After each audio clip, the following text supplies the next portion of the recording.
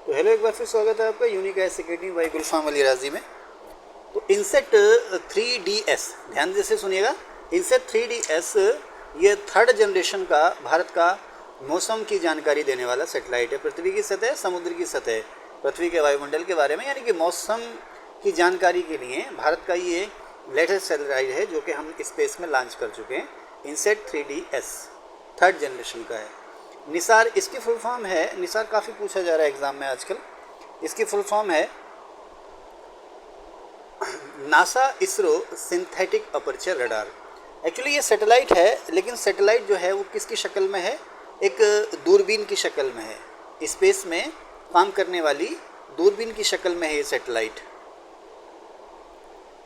तो नेक्स्ट, तो Nisar ISRO synthetic aperture radar ये एक सैटेलाइट है जो कि भविष्य में स्पेस में लॉन्च किया जाएगा और ये स्पेस में काम करने वाली एक ऑब्जर्वेटरी या एक वेधशाला या एक दूरबीन होगी।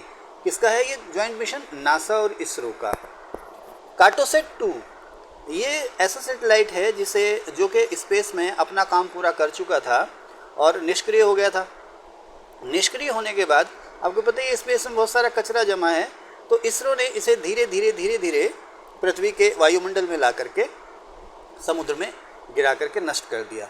तो भारत का ये दूसरा सैटेलाइट है जिसे इसरो ने नष्ट किया। इससे पहले सबसे पहले जो स्पेस सैटेलाइट निष्क्रिय हो चुका था, इसरो ने भारत ने नष्ट किया, वो था मेगाट्रॉपिक्स। गगनयान मिशन काफ़ी चर्चा में है। वर्ष 2024 के अंत में या वर्ष 2000, ये 205 लिख गया है, ये गलत हो गया।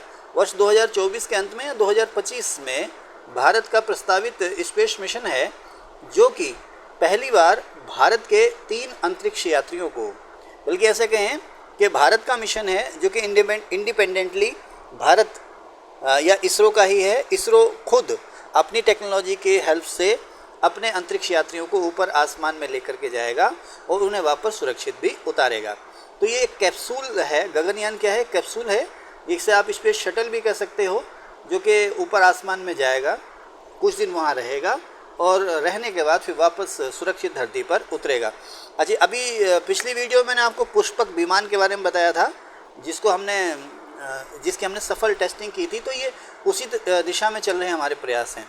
तो गगनयान जो है अंतरिक्ष में 3 दिन रहेगा और 3 अंतरिक्ष यात्रियों को अपने साथ लेके जाएगा और ये धरती से करीब 400 किलोमीटर की ऊंचाई पर रहेगा। इसके लिए 3 अंतरिक्ष यात्रियों का चयन भी कर लिया गया है। स्लिम SLIM स्लिम या मून स्नाइपर, ये जापान का स्पेस मिशन है जिसमें जापान ने चांद पर अपना अपना लैंडर भेजा। जैसे हमारा चंद्रयान 3 था ना, उसी तरह से जापान का मून लैंडर है जिसका नाम है स्लिम या मून स्नाइपर। ये 19 जनवरी 2024 को मून पर लैंड हुआ, सॉफ्ट लैंडिंग हुई इसकी। अच्छा, इसकी खासियत रही जापान के मिशन की खासियत ये रही, जो कि हमारे चंद्रयान 3 की खासियत भी नहीं थी, इसने पिन पॉइंट लैंडिंग की। अब पिन पॉइंट लैंडिंग का मतलब ये है कि मान लीजिए ये मून है और आपने इस जगह को चिन्हित किया है कि हमने यहाँ पर अपना मिशन जो है कि लैंड कराना, तो ठीक इसी जगह पर वो मिशन जो है वो लैंड हुआ है। तो इस तरह की लैंडिंग को हम कहते हैं पिन पॉइंट लैंडिंग। ठीक है, ध्यान रखना। तो जापान जो भारत का चंद्रयान 3 था वो पिन पॉइंट लैंडिंग नहीं था। जो जगह हमने लोकेट की थी उसके बहुत करीब, बहुत ज़्यादा दूर नहीं, बहुत करीब, लेकिन पिन पॉइंट लैंडिंग वो नहीं था। अच्छा, ये जो स्लिम कहाँ उतरा है? ये उतरा है शियोली क्रेटर में। जापान का जो मिशन है स्लिम, चांद पर कहाँ उतरा? शियोली क्रेटर में। अच्छा, ये जो जगह है ये चांद की सबसे अंधेरे वाली जगह है। चांद की सबसे अंधेरे वाली जगह है ये, और इस जगह पर दुनिया का ये पहला मिशन था। जापान मून पर सॉफ्ट लैंडिंग कराने वाला अब दुनिया का 5वां देश हो गया है। ठीक है ना। और इससे पहले कौन थे? सबसे पहले USA, फिर रूस, फिर चीन, भारत चौथा देश है ऐसा, और जापान अब 5वां देश हो गया। ODCS ये 6 पार वाला एक रोबोट लैंडर है। ये भी चांद पर उतर गया। कब उतर गया? 23 फरवरी को। ठीक है ना। अच्छा, ये प्रोजेक्ट किसका है? ये कंपनी है इंट्यूटिव मशीन्स। कंपनी का नाम है इंट्यूटिव मशीन्स, USA की कंपनी है, ये प्राइवेट कंपनी है और इसने चांद पर सॉफ्ट लैंडिंग की है। चांद पर सॉफ्ट लैंडिंग किसकी की है? ODCS की है। ध्यान रखना, ODCS किसका है? USA की प्राइवेट कंपनी इंट्यूटिव मशीन्स का, और स्लिम किसका है? जापान का। तो ये जो इंट्यूटिव मशीन्स है, ये विश्व में पहली ऐसी निजी कंपनी हो गई है जिसने चांद पर सॉफ्ट लैंडिंग की है। मीरा रोबोट एक रोबोट है जिसका नाम है मीरा रोबोट। अब मीरा रोबोट क्यों चर्चा में रहा? ये चर्चा में इसलिए रहा कि इस रोबोट ने अंतरिक्ष यान के अंदर अंतरिक्ष में एक रोबोट की सफल सर्जरी की। इसको नीचे से कमांड किया था, नीचे धरती पे डॉक्टर्स की टीम बैठी है, उसने इस रोबोट को ऊपर अंतरिक्ष में कमांड किया और इस मीरा रोबोट ने एक दूसरे साथी रोबोट की वहाँ पर सफल सर्जरी की। एक्सपोसेट इसकी फुल फॉर्म है एक्सरे पोलैरीमीटर सैटेलाइट। ये भारत का पहला ध्रुवणमापी मिशन है। 1 जनवरी 2024 को ये लॉन्च हुआ। ये ऊपर आसमान में पल्सर, ब्लैक होल्स, रेडिएशन, आकाश गंगा वगैरह की स्टडी करेगा। अच्छा, ब्लैक होल की स्टडी के लिए सैटेलाइट भेजने वाला भारत अमेरिका के बाद केवल दूसरा देश है। नेक्स्ट चलते हैं। डॉक्टर समीर शाह बीबीसी के चेयरमैन बने, भारतीय मूल के हैं ये। अरुण भंसाली उत्तर प्रदेश उच्च न्यायालय के मुख्य न्यायाधीश बने हैं। तो रितु बहारी उत्तराखंड उच्च न्यायालय की पहली महिला मुख्य न्यायाधीश बनी हैं। अजय खानविलकर ये भारत के नए लोकपाल हैं। अजय खानविलकर पूछेगा जरूर भैया, ध्यान रखना आप लोग।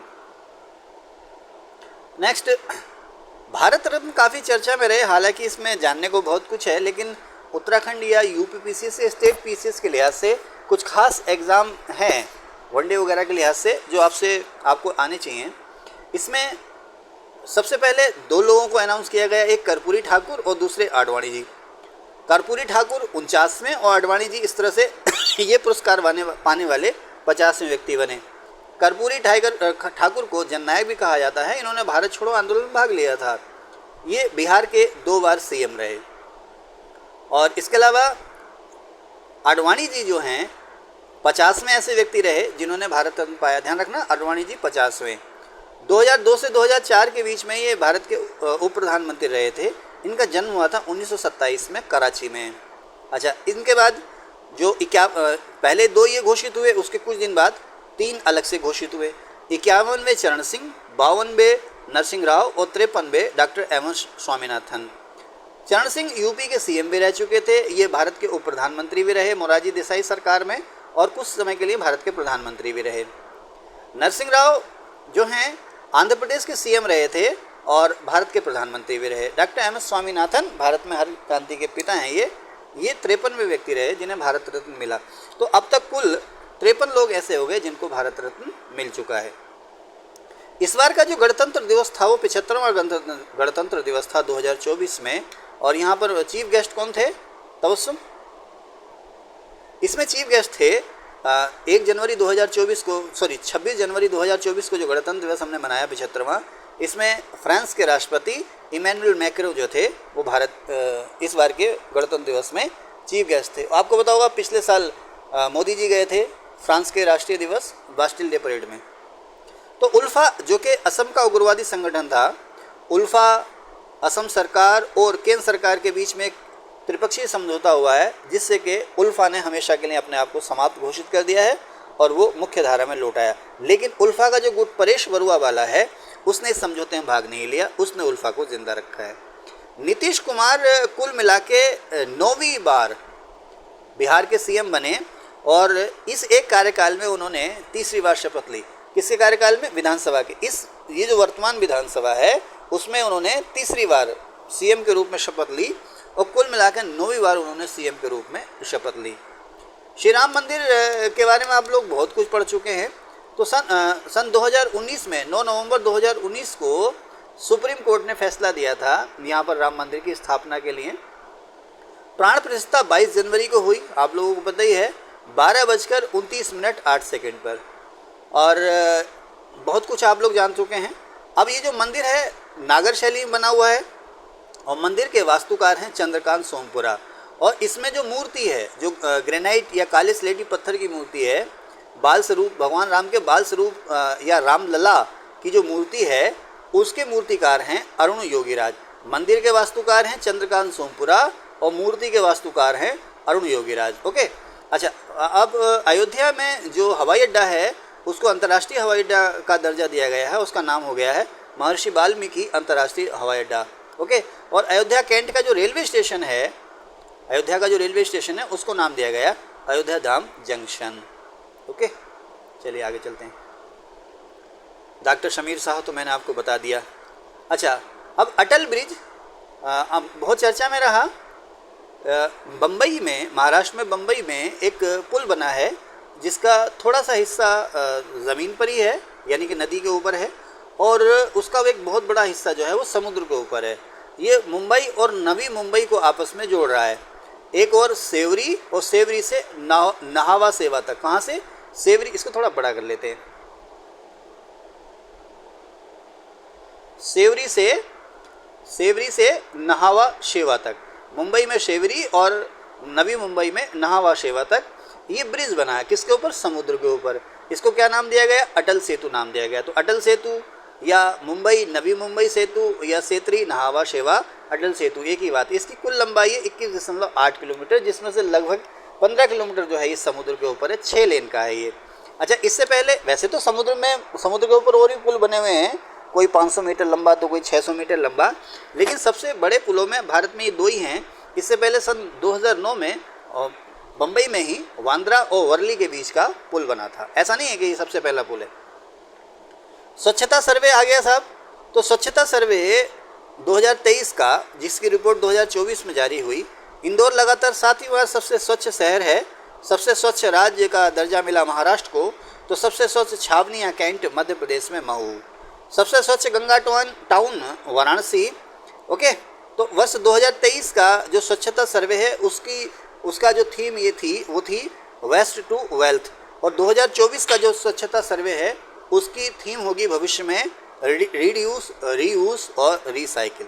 शेख हसीना 5वीं बार बांग्लादेश की प्रधानमंत्री बनी हैं। तो लाई चिंगते ताइवान के नए राष्ट्रपति बने हैं। ओके, आगे चलते हैं। उत्तराखंड में समान नागरिक संहिता कानून के लिए जो विधेयक उत्तराखंड की विधानसभा ने पास किया, ध्यान रखना, उत्तराखंड की विधानसभा ने समान नागरिक संहिता विधेयक पास किया 7 फरवरी को। ठीक है ना, विधानसभा ने पास कर दिया उसके। अच्छा, अब ये जो है ये समान नागरिक संहिता को जो कानून है ये समवर्ती सूची का विषय है, इसलिए राज्यपाल ने इसे राष्ट्रपति की मंजूरी के लिए रिजर्व कर दिया। उत्तराखंड में जो समान नागरिक संहिता बनी या लागू हुई जो भी है, उसके लिए कमेटी बनी थी, इसकी सिफारिश के लिए वो रंजना प्रकाश देसाई उनकी अध्यक्षता में बनी थी। ठीक है ना, और भारत में केवल एक राज्य ऐसा है जहाँ पर समान नागरिक संहिता लागू है, वो है गोवा, और ये पुर्तगाली शासन के समय से ही वहाँ पर है। चंद्रयान 3 की लैंडिंग पूछ सकता है आपसे, 23 अगस्त 2023 को हुई थी, और आदित्य L1 की लैंडिंग हुई थी 6 जनवरी 2024 को। आदित्य L1 ने कुल 126 दिन की यात्रा की थी। तो चलिए साहब, फिर इस सेशन में इतना ही। Thank you.